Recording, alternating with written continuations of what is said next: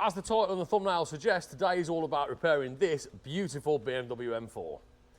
So what we're going to start with is quite simply showing you that there's a bumper scuff in this area. It's quite a fine scuff and it's quite difficult to see. Now at the moment I'm not 100% whether this will be able to get polished out or whether we are going to have to paint. Initially when we quoted it, it looked like we'll have to paint it, and looking at some of these scuffs I think we are still going to have to paint. We'll be able to polish most of it out because some of it's transfer. So first thing we're going to do is start off by cleaning it. I don't know how easy it's showing up on camera, but it's just running along there. There's a few scuffs and scratches. Packet of sandpaper yep. in the distance. So I don't know if you can see on the reflection there, you should see the scuff in this area, and it runs just through onto the swage line and the arch area of the bumper there. So nothing too major, but it's probably still just a bit too far to get away with polishing. But first step is, got some solvent cleaner. We're just going to give the area a clean off to get any sort of debris or transfer or anything like that off the area. Because if we do flat and polish it, obviously we'll be polishing it back up anyway. But what we want to make sure is that there's no hidden scratches in any of that lower down dirt. So first thing, always give it a good clean so you know exactly what you're working with. And also the solvent cleaner will take some of the transfer off as well, which is always ideal because then you know exactly what you're working with. Now we can see that has taken off some of the transfer, but when that dries, what we get back is our little scuff in this area.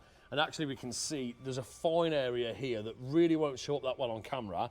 Now that area I know will polish out. It's all depending what happens with these scratches, because some of them, in all fairness, I think we're definitely going to need to paint it. But you know, it's always worth giving it a try with the polish first, because sometimes you do get lucky. And obviously if that's the case, then brilliant, because you've just saved yourself a few hours. So I'm just going to finish cleaning this down, and then we'll go in with some 1500 grit wet flatting paper and a rubber sanding block. And then we'll just give that area a light sand and we'll see what it's looking like.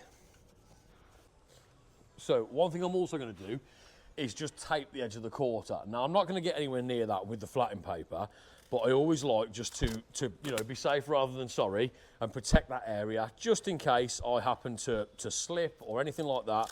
And then I know that I'm not going to catch the edge of the quarter with the flatting paper. So nice and easy, just run a line of tape down there or a few lines of tape. Or you can even then back that up with some masking paper or some plastic sheeting just to make sure that that's protected. But this is fairly concentrated area, so I'm not overly worried. I just want to protect that edge just to make sure we don't catch that panel. So that's taped off. Right, next step. Let's get our gloves back on. And what we're going to do is just go in with some water and a bit of 1500 grit. So I'll just tear off a little bit of 1500 grit and get that ready for the block.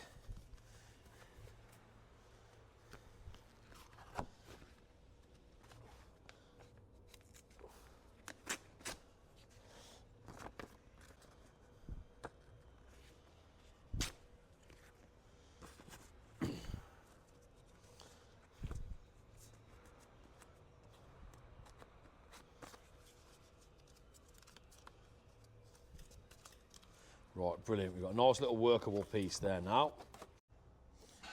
So first step then, little spritz of water, just wet the area, get that on the paper as well.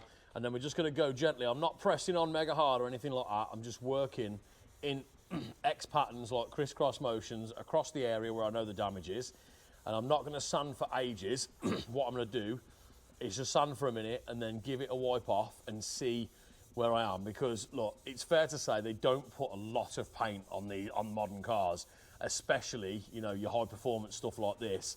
They do not put a lot of paint on them, so you've got to be vigilant and err on the side of caution with it and make sure you're not sanding too much clear off. So I'm going to go as far as that for now. Then we're just going to take some blue roll or, you know, any absorbent cloth of your choosing, and we're just going to get some of that water off in the area so we can see exactly what we're up against. Now, like I say, all being well, we'll get away with this and we'll polish it out. I don't think we're going to be able to get it all out. I do think that some of them are a little bit too deep just to get away with flattening and polishing, but we are going to find out shortly, because as soon as that dries off, you're going to see where we're going and I'll know roughly if we're going to be able to get away with it. But we're almost dried off on there now, just wiping the last bit of moisture off. Okay, actually, it's not looking too bad, you know. Okay, that's really not looking too bad. So we've got, I don't know how well you can see it on the camera, there's a couple of the deeper scratches. There's like 3 of them. There's a fairly deep one just here, just above my little finger, another one just there, and then one just slightly above it. So that's where the deeper parts of the scratch were, the ones I was concerned about. But they're not catching terribly. I can feel them, there is texture, But if anything, that's going to be the reason we have to paint it. Because I think most of these we'll get away with as well, but if anything, just that area there is going to be the reason we have to paint. So we'll carry on for a moment and we'll see where we end up. Again, another little spritz of water, same on the flatting paper, and we'll just go again.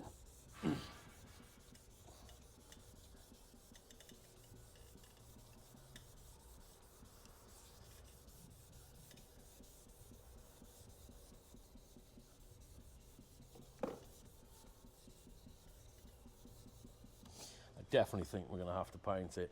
Such a shame as well when something as small as that is the difference between being able to polish it up and keep the original finish, or have to then obviously, you know, start sanding that all down and putting new finish on it when it's something so minor. Of course, there is the option of doing a professional grade touching on it as well, which is something we may actually explore to be able to salvage that area of the original finish and still retain a finished result. And if we decide on that, we'll essentially include the full process in the video showing you how you can do it on your damage as well.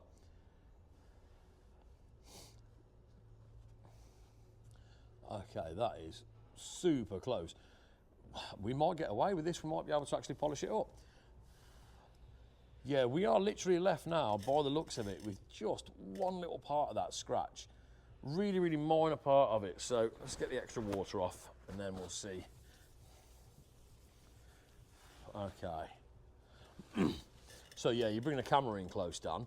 All of the light scratches and the transfer have gone. What we're left with is that little scratch there and very small. This one will probably go here. This one on the left of that one is what I'm expecting. So this one here is what I'm expecting to be the kicker that we're either going to have to do a professional touch in, and essentially it's a really good way of not having to paint the whole area, or we're going to have to sand it down and paint it. But we'll go a little bit further before I move on to this arch section, and we'll just see if we can get to the point where I'm happy that that will polish up.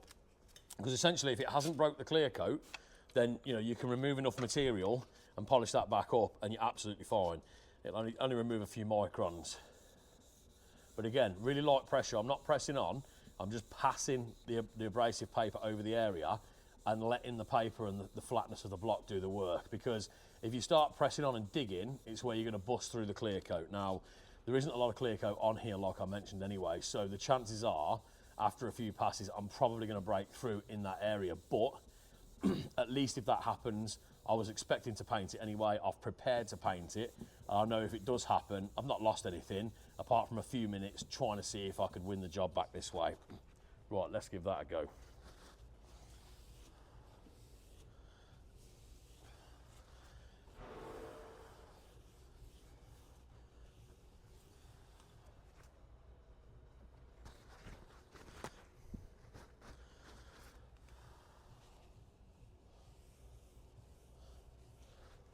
Okay, we might get this. I really think we might get this, because now all the texture's gone out of that scratch. We're left with a very, very tiny, tiny, shallow white scratch.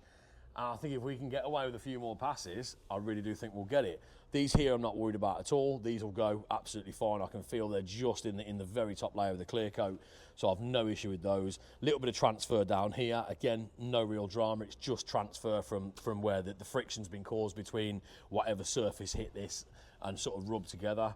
But yeah, we're very, very close to getting that. So I'm going to go just a little bit more, just a tickle, and we'll see if we can polish that up and win it back.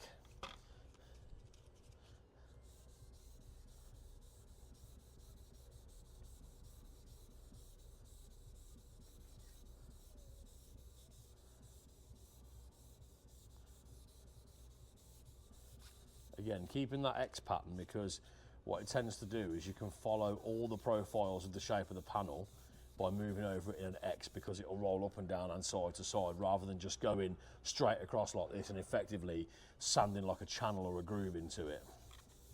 It just helps you get a much flatter, more finished result.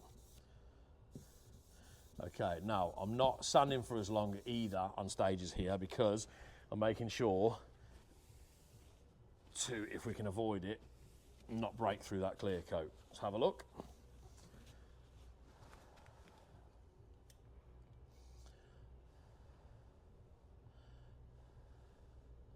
It would appear that we have won that back. Yeah, I think we'll get that. All I'll do now is we'll go over with some 2000 and a little bit of 3000 to get rid of the 1500 grit marks, and we'll polish it up. But what I'm going to do, we'll speed it up, put some music on while I flat these scratches down, and then we'll come back to the polishing stage once that's all done.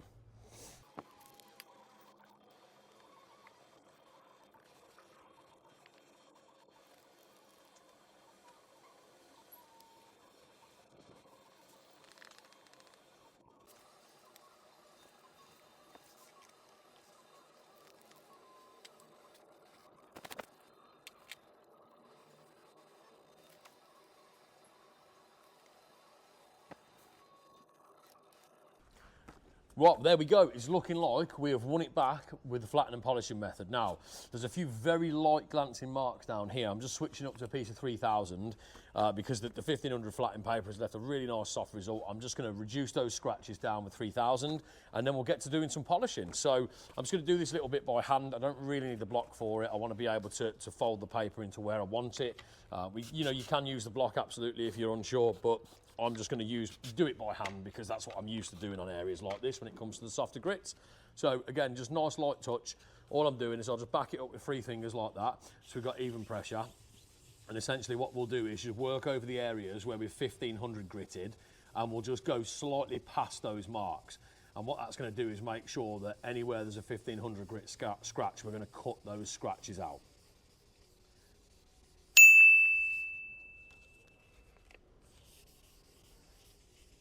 You don't need to go mad with this, you just need to make sure that you're thorough enough to get rid of those marks, but you will also feel the resistance change underneath the sandpaper as well as you go.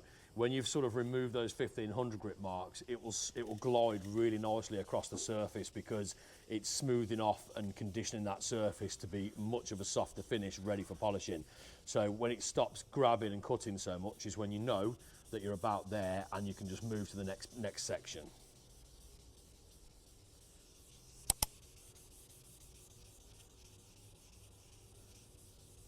Again, it's not going to take a huge amount of effort, this, just over where you've used the 1500 grit and you'll be absolutely fine.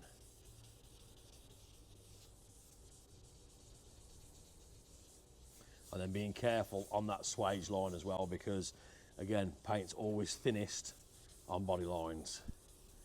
Right, now there is, like I say, a very, very light scuff down here. It's mostly transfer, and we're just going to use a little bit of 3000 grit just to get rid of that.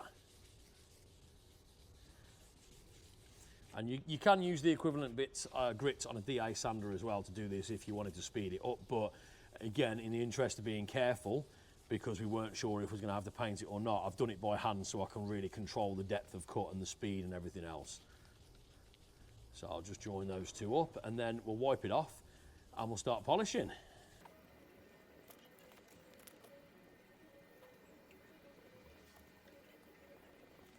Okay, let's just give that a quick clean down. We'll see where we are.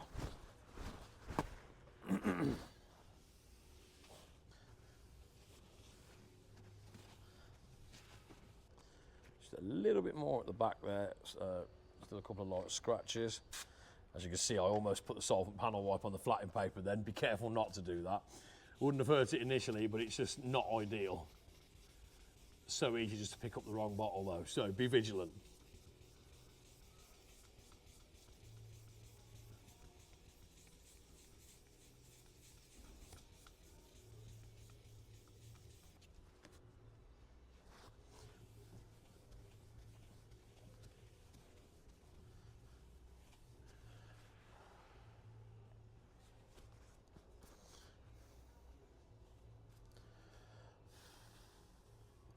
Right, that is good. So if we get the camera in close to there, Dan, when you've got a sec, you'll see that all the body of those scuffs and scratches are gone.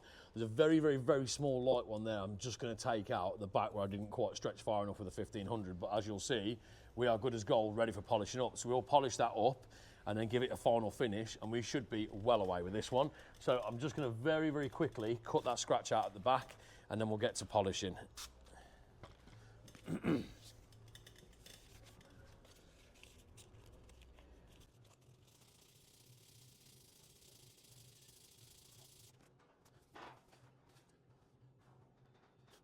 Excellent, there we go. That's that scratch gone. So quick 3000 over that, finish it up, and we're good. And you can also see the texture difference there. If you look on the camera, you'll see that where I've hit it with the 1500, there's a visible colour difference, and that's the texture, because that is coarser scratches, and the 3000 is much less coarse, much softer. So you'll see that area change now when we go over it with the 3000 as well. It's a good way to tell where you've sanded with what grits. The 3000 is always going to give you much closer to a finished appearance and like a uniform matte finish.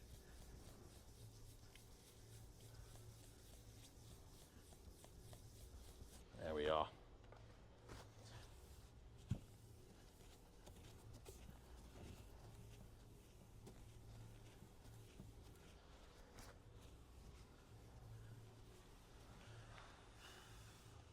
Perfect. And there you'll see as well, that area where we could see the coarser scratches is now gone. It's nice and soft like the rest of it. Right, I'm going to get some kit ready for polishing it, and then we'll give this a shine up and we'll see what it looks like at the end.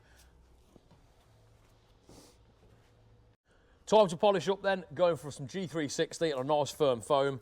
I've given that a good shake. Let's get some distributed onto the foam and we'll start getting it polished up.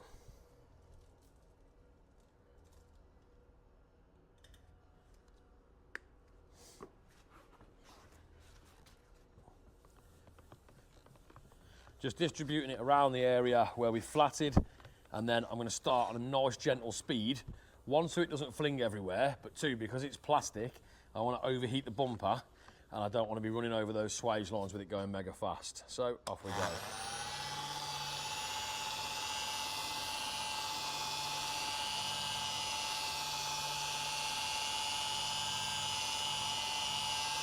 Just taking our time to pass over the area nice, make sure we polish everything thoroughly. If you skip over too fast, you won't actually catch everything and shine it up nice enough. So just want to make sure you're just taking enough time to let the polish break down, do its job, and recondition that surface back up to a nice gloss.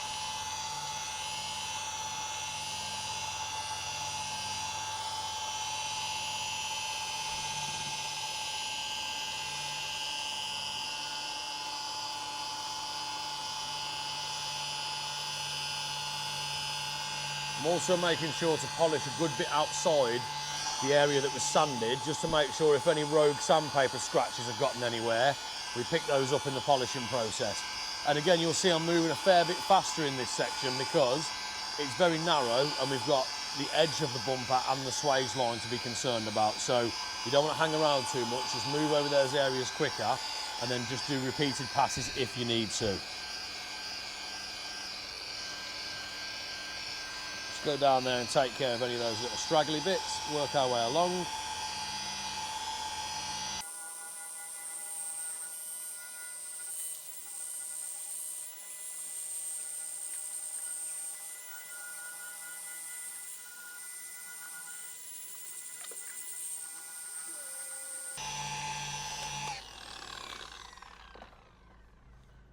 Right, let's get that first stage and initial wipe off. So far, that is looking splendid. So I can switch up to the finishing pad now, go to the finishing polish, and we can just give that a nice finish off, and we should be absolutely good as gold.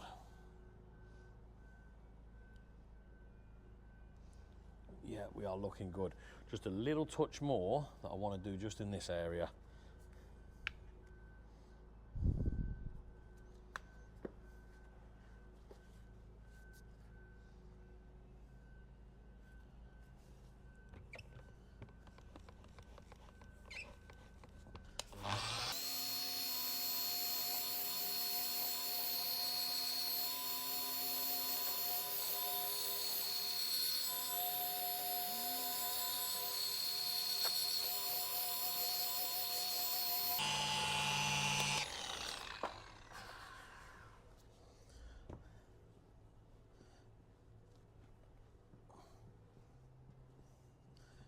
Right, that is looking brilliant. So onto the finisher, and then we'll be done.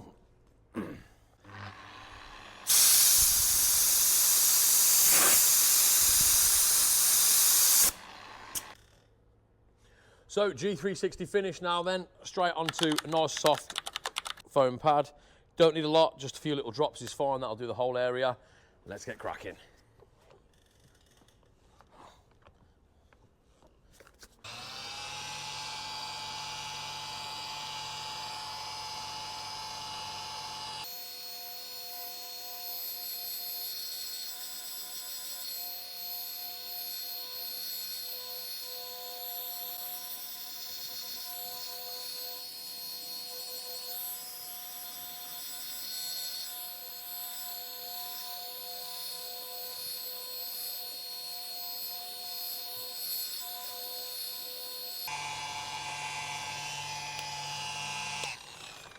And there we go, that should be plenty of finishing. We'll give that a wipe off.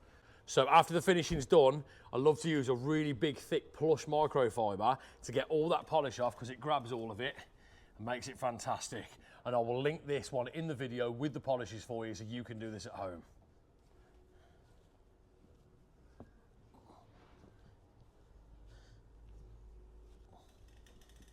I think it's fair to say that looks great.